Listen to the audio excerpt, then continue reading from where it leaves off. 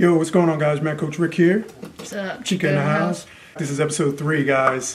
30. Starting 2019 is our first episode for 2019, analyzing some of the best moves in boxing, breaking it down for you, and showing you why and how it works. And again, like we told you guys from the beginning, this is not to make any of the fighters look bad or negative. It's just showing some of the best moves that a lot of boxers use, signature moves in the sport that we feel stands out and that they're good to review and analyze so that, up and coming guys might want to add to their repertoire. But respect always to both guys in the ring for doing what they do. So with that said, today we're covering we've touched on the shoulder roll. So what we're kind of going to do here is we're going to call it the shoulder roll / Philly shell. Yeah, kind of a little comparison. Crump Jim, really shoulder. Exactly. A lot of people think it's the same thing, but it's little techniques involved that make it a little different. Right, exactly. Because, again, the Philly shell is based off of the cross arm, the old Joe Frazier, Archie Moore cross arm defense, where they kind of brought it down. And instead of using the forearms and the elbows and using the gloves to punch off shots, they start using the shoulder, catching up here, using the elbows in here to catch and protect the body. But there's modifications to that. Floyd Sr., who taught it well, obviously, to his son, Floyd Jr., but he learned it from Dale Williams back in Detroit, Michigan. And I'm assuming Dale Williams' influences were from Crunk Jim, because Crunk Jim, Tommy Hearns, those guys all used the lead shoulder, the up jab, and they were taught to catch shots on the shoulder. Not so much rolling, like you see guys like James Toney do, but just kind of pick it off. Just kind of picking, right. Using that slide off. Exactly, the way you see Floyd Sr. use. But we found one of my favorite fighters, one of my favorites all time, who uses a little bit of all of that. He uses a little of the cross-arm defense from Archie Moore.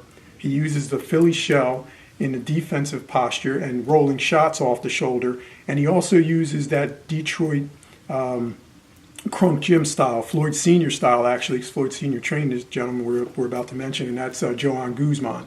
And Joan Guzman uses a little bit of all of those when he's fighting, or when he was fighting, and he also used a lot of that slip slide type of boxing, which was pretty much known in out in the Midwest, upper Midwest, Michigan, Cincinnati, in Ohio, like places a lot of like movement. Yeah, a lot of moving ahead, dipping, yeah. Right, keeping your feet on the floor for the most part. Upper body movement, kind of. Exactly, yeah. Slipping and rolling shots. And so we're going to show you Joan Guzman. This was a fight back in the day when he was still fighting. 2007 against another excellent fighter in Humberto Soto. Humberto Soto was a world champ himself at 130 pounds. He was challenging Joan Guzman for his 130-pound title. Guzman won that fight. But it wasn't that he just won it, it's how he won the fight. He used that shoulder, he used so many slick moves in that bout, and I thought this is a good bout to show you how the cross-arm defense kind of got modified to the Philly shell, to the Detroit shoulder roll, Floyd Sr., a la Floyd Sr. style of using the shoulder to clip and catch shots and counter. So here he goes. We're going to show you a little bit of Joan Guzman. We're going to pick it up. This is the 5th round, guys. So the fight was really, it was serious. I'm telling you, like I said, Humberto Soto is a class fighter, man, and a world-class fighter at the time as well. But Joan Guzman made it look easy, and we're going to show you some of the things he did with the shoulder right there. Now you see where he's at. He's got the shoulder tight. He's leaning back a little bit. The left arm is cross arm. You'll see it. He's down here. He's protecting his body. He literally has his face turned against his chin is turned against the shoulder. All right, so he knows he's not going to get hit in the chin. At best, if top of his head, right? Like And Humberto Soto is not a bolo puncher, not like you see like Maidana used against Floyd Mayweather. Maidana was looping the shot high, knowing that Floyd was here to try to catch him on the temple or the top of the head. But again, Guzman, knowing Humberto's not that kind of a puncher as far as throwing those looping shots, he just stays tight, just like this. And then you'll see as he's attacking, Soto's attacking, he just stays there, nice and relaxed. Boom, dips. When the shot comes high, he just dips down. So he's here, he just dips down. Yep, okay. Chin is still tight against his face. Again, lead shoulder. All right, he ties him up here. Go ahead. What are you gonna say? No, I was just thinking in the cross arm, you have to really that's what I was saying earlier. I think you're open for the left hook. Like you have to put yourself, square yourself up a little more than than when you're just with. Yeah, it's true, because when you see guys use that style, Archie Moore, Joe Frazier, they're dipping down, but their shoulders are squared to their opponent. So they're trying to catch shots here. This is where they're trying to catch them on the elbows and up in here. And if you don't bring that elbow up quick enough, then yeah, you'll get hit hooks. You'll get clipped. All right, guys. So here you see again, John Guzman on the ropes. Stop. You saw how he rolled the right hand as it came in, just a little roll right here. Soto throw it, he rolls it, and then right away, anticipating the sequence that the left hook is coming, he rolls here and then just brings the right hand right back across his face. The glove's actually kind of open, which is smart to catch the heat on those shots. Watch again. Stays tight in the shell. He's nice and tight. Throws a little uppercut, stays tight. Hooks, rolls the shoulder, throws another right uppercut, jabs, and pivots out. Nice. All right, cross arm.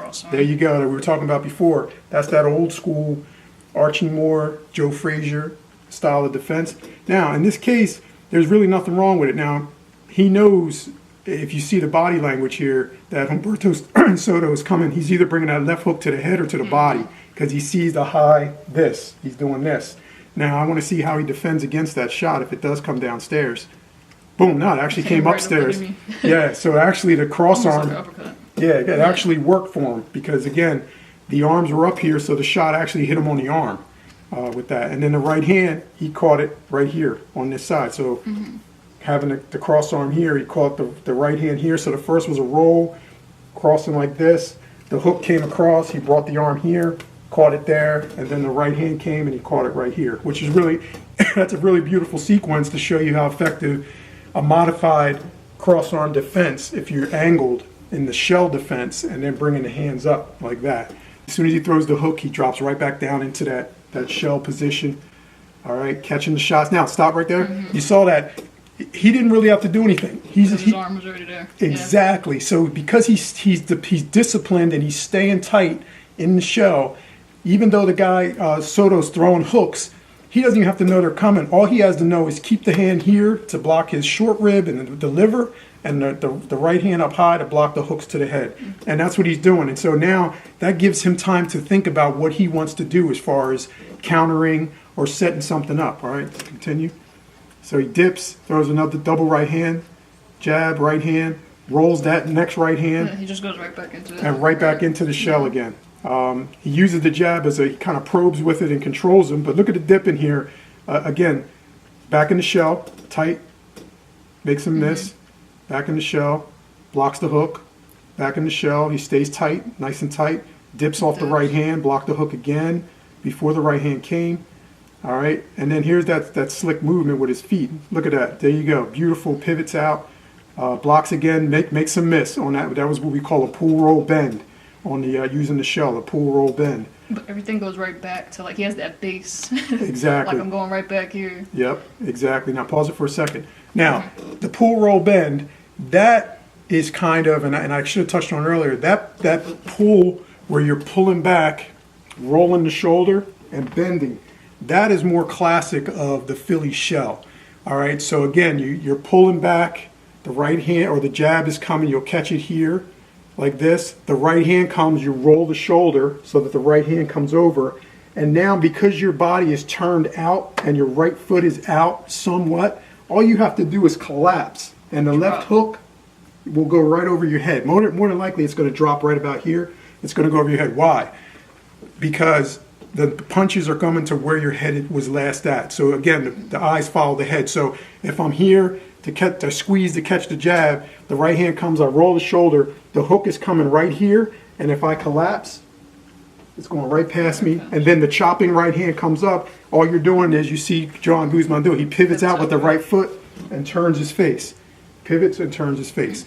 That's classic. That's Philly shell work at its best, okay, with John Guzman. All right. See if we get a couple more good clips here. Again, that's the pull bend. Yeah. Right. He just pulls and bends. Now he's just using his legs, dipping, popping the jab, the hook, back in the shell. Discipline, staying in the shell. I can't stress that enough. The only other guy I've seen do that would be Floyd Mayweather, Floyd Jr. Floyd Sr. used to do the same thing, but Floyd Jr., one of the more successful of our time, commits to using the shoulder. guys have tried to do that. You've seen guys like Broner, Adrian Broner, who's got all the talent in the world, trying to use the shoulder roll, but not really understanding the mechanics of it. And so not being disciplined enough to continue to use it and learn it, he would revert back to the standard earmuffs or the high guard and try to just use the shoulder just to use the shoulder. Not understanding the mechanics of squeezing, rocking back, rolling, rocking up, bending at the waist. All those things come into play when you're using the Philly shell, the shoulder roll, again, from the slip slide Midwestern style of boxing training, Crunk Gym, Detroit, and Floyd Sr., who took it from there in Michigan out to Vegas, and that's what he was teaching. Actually, he was training Joan Guzman for this fight, amongst others, when he was a world champ. So, good stuff. Cool. Okay. No, I haven't. I think round 2, but I don't know if anything's coming from that. We'll clip it real quick and see.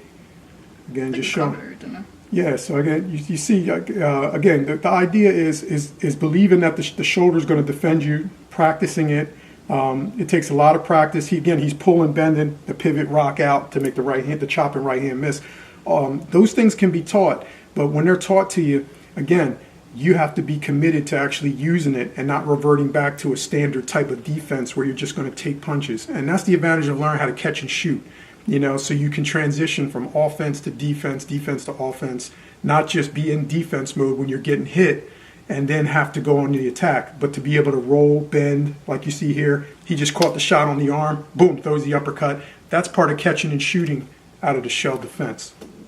So that's it. All right, guys, so I hope you guys enjoyed it. Episode 3, like we said. We got some giveaways going to be coming up. We'll announce them in the next video. And again, we have 1 or 2 new sponsors coming on. Any others that are interested in sponsoring us for the show, doing giveaways, hit us up because we're going to try to keep building this. Next week, another one coming. Hit the subscribe button if you're new to the channel. Absolutely. It's your man, Coach Rick. Chica. We're out. Peace. We're out. We're out. Did I say out? We're out. Oh, we're out.